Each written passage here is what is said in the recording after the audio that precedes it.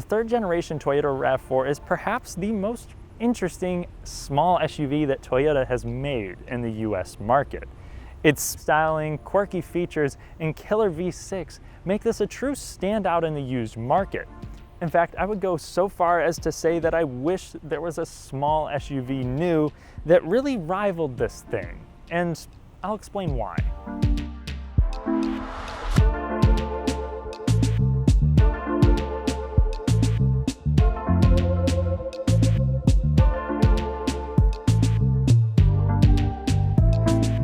If you like what you see, make sure to subscribe to the channel and hit the bell. That way you get quality content and I get closer to making this my career. Maybe even follow me on Instagram while you're at it. Thank you. Now back to the review.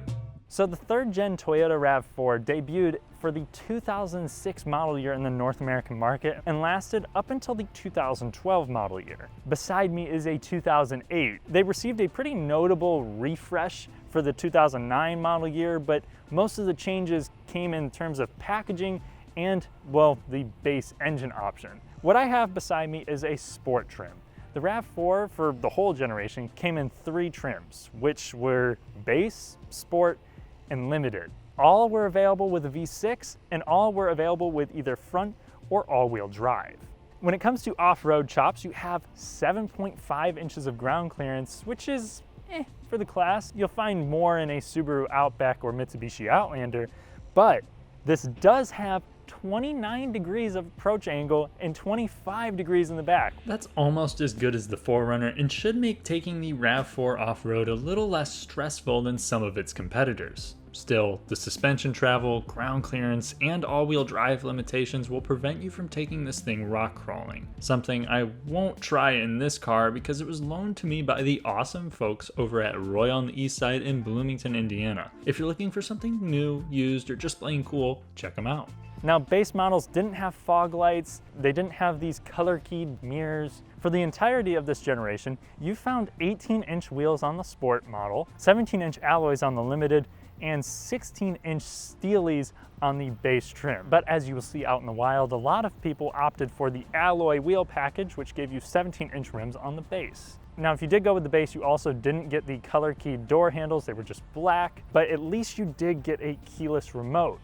Limited buyers of the 2009 model year and up did get a proximity key or Toyota's smart key access. While not as funky as the FJ Cruiser, the side profile of the 3rd gen RAV4 separates itself from most competitors without having a polarizing look. To me, the traditional proportions and lack of strong body lines make it look honest, like a 7-year-old with no filter and pushover parents. Additionally, I've noticed that some models have these fender flares that make this thing look more trucky and protect the body. Around the rear, you have standard LED tail lamps and a spoiler. And most of them will have this rear spare tire. However, V6 4-wheel drive models had the optional Sport Appearance package, which deleted the rear spare tire, added a few sporty bits around the car, and also gave you run-flat tires, which you definitely don't want, especially in a car like this. Due to their shortened lifespan and cost. This package came out in 2009 and its availability spread to 2-wheel drive and all-wheel drive 4-cylinder sport models in 2010.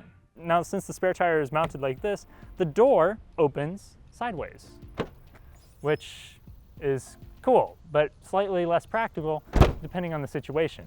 It also doesn't shut with the most sturdy, reassuring feel. Overall fit and finish is pretty good for a now, well, 13-year-old SUV. Some panel gaps might have increased over the years, but it's overall held up pretty well. And I can say the same about the quirky interior. The current generation Toyota RAV4 is a huge step up in terms of materials, refinement, and size when you compare it to a vehicle like this. However, from the climate controls, 4-wheel drive, locks, switches, all that stuff has a nice click to it, and it's all very physical feeling. And it does this in a fun way. It's got this cool compact gauge cluster, this sporty looking steering wheel, which is urethane on the base and sport models and leather on the Limited. And then there's a few bits of silver trim to add some contrast to it. And if you compare it to other SUVs of its day, like the Subaru Forester, Nissan Rogue, Kia Sportage, this is one of the better ones. And the fit and finish of this is certainly better than my own Mitsubishi. Which is like saying Subway tuna is good in comparison to Fancy Feast. But older compact CUVs didn't provide much in terms of interior design, fit, and finish, so I appreciate this youthful, cheap, yet well put together cabin. I do wish this had softer elbow rest points though. When it comes to standard sound systems, the 3rd gen RAV4 came standard with an aux on a vast majority of models and 6 speakers. If you really want to bump, a 9-speaker JBL sound system was available, and it came with Bluetooth connectivity in 07 models and up to my knowledge, and a subwoofer. This sound system was originally available in sport and limited spec, but the 09 refresh made it an exclusive option to limited buyers. For those that care about safety, surprisingly, side curtain airbags were optional on all trims in 2006, but standard in 2007. The sunroof was available in all but the base model. Additionally, leather used to only be available in the limited trim. However, that became an option in both the limited and the sport in 2009. And those leather seats also came with a heated function and were power adjustable with lumbar. I don't really have any issues with these seats. I mean, they're a little bit short for me, but I'm also pretty tall, but they have enough support for my back, and the lack of adjustment here hasn't bothered me yet. Also, these bolsters are not really aggressive, so if you're a little bit bigger than me or you got some junk in the trunk, these seats will work just fine. You do have 10 total cup holders in the RAV4, and the front 2 are extremely practical, fitting anything from a small coffee cup to a 40-ounce hydro flask. Before I hop in the back seat, I'd like to explore one more quirk.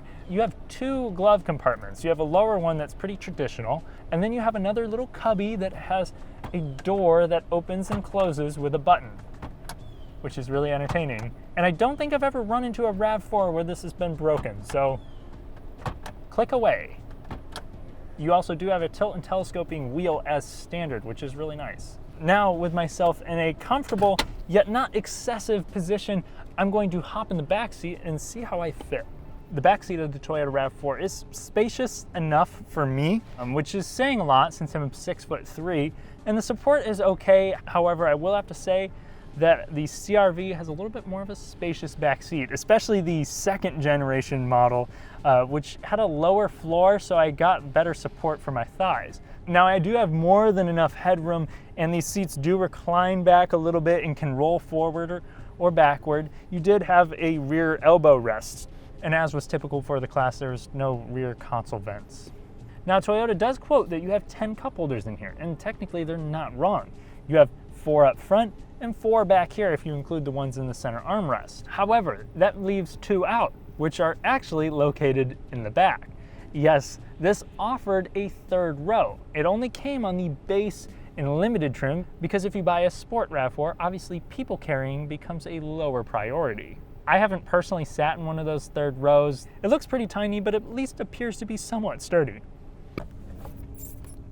The rear of the Toyota RAV4 is more than spacious. It's extremely low load floor due to the spare tire being mounted on the outside is awesome. You really don't get this with even new SUVs. In fact, I would say this compares somewhat favorably to most new competitors. You also have handy little releases for the rear seats that drop the 2nd row, making it crazy big. I mean, most people could definitely sleep back here in a camping scenario or financial emergency.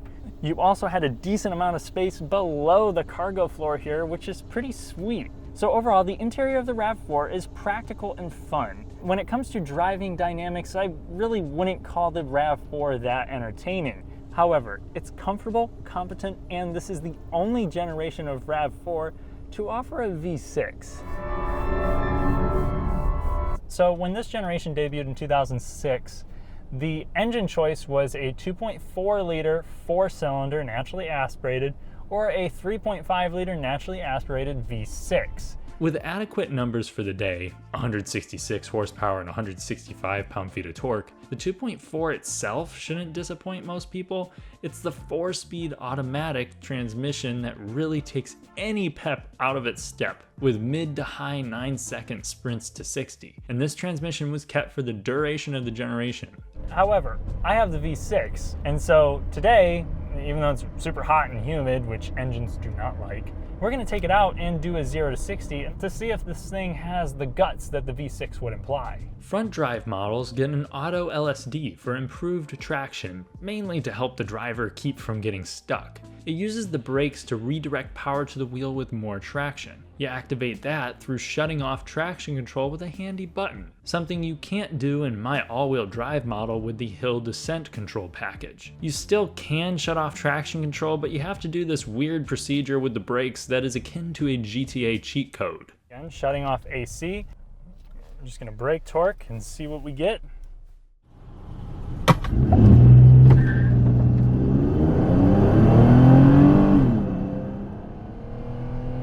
And that's 60. 6.9 seconds. After 140,000 miles, 13 years, and a density altitude of 3,000 feet, the RAV4 V6 is quicker than the Crown Vic police cars of its day and on par with a new Dodge Charger GT. When new, these were putting down low sixes. That's what 269 horsepower and 246 pound-feet of torque can do for a 3,600 pound SUV. It also takes regular fuel and gets similar gas mileage to the 4-cylinder models. If you can find a V6, get it, especially if it's an 06 to 08, and I'll explain why soon. Unfortunately, there was no manual transmission option.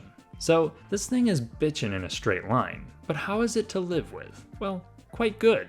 The all-wheel drive system comes with a center diff locking button to try to simulate a 4-wheel drive system, making it capable in poor weather. The transmission is very smooth at low speeds. This is geared tall as you would expect, but it doesn't shift too early, so the car never feels stressed out and provides pretty good response. Now for performance reasons, I do wish it was a 6-speed just because the gear ratios aren't too aggressive. However, I really can't complain too much. Toyota was stuffing this engine into whatever they could fit, and it's awesome to see it in this little of a vehicle. Really, the new RAV4 Prime is probably the sole successor to this engine.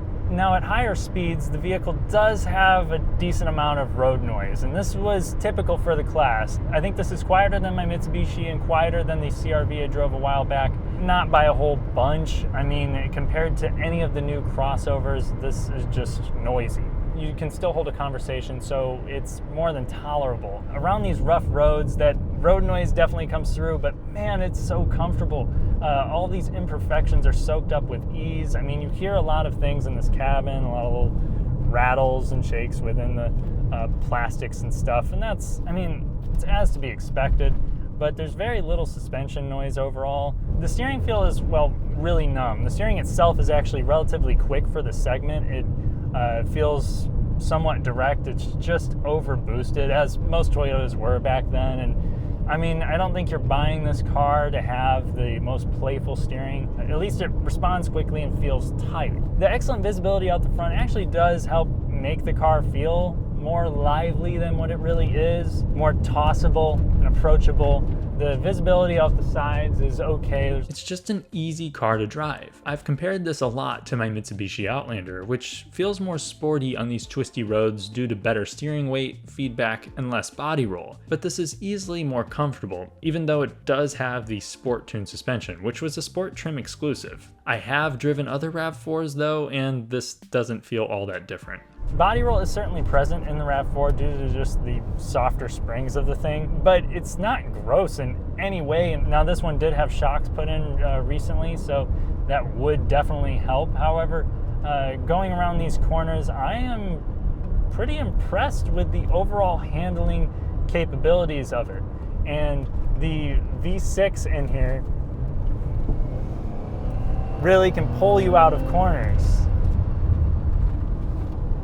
Yeah, there's just a lot of lean in there. And then the seats also don't hold you in super well. So whenever you hustle the car, yeah, it shows its flaws, but still, this is overall a very capable vehicle in terms of handling.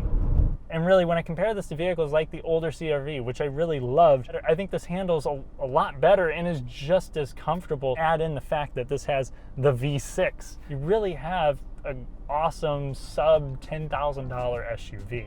When it comes to reliability, this generation RAV4 was largely robust, so long as you avoided 06 to 08 four-cylinder models. My sister actually bought one of these. They had a lawsuit against them, as did many other cars of the era from various brands. This was for excessive oil consumption due to failing piston rings, with hers consuming a few quarts every 1,000 miles. However, she has driven it for 3 years with largely no problems outside of adding more oil. Some others have reported steering column issues, evap canister problems, and bad catalytic converters, which is likely related to the oil burning. Some also had torque converter problems, but that seemed rare. Compared to other used SUVs of its day, the RAV4 sits toward the top of the class, if not at the top, for dependability if you opt for the 2.5 liter, not the 2.4, or you go V6. But I'd still make sure to get it inspected if buying as is. Just like the 04 CR-V I tested, the RAV4 is a quirky, practical, and reliable car. While I think the CR-V was a little more weird, in a good way, I think the RAV4 provides a more refined experience while still delivering a special package. It's not all that fun to drive, but it's different enough to once again have me longing for a brand to make something simple, dependable, and practical with loads of fun touches. And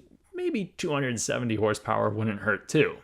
Anyway, if you're looking for a small SUV for around 10 grand, the RAV4 is a great choice. It might cost more than comparable small SUVs from other brands, but it makes up for that with dependability, comfort, practicality, and personality.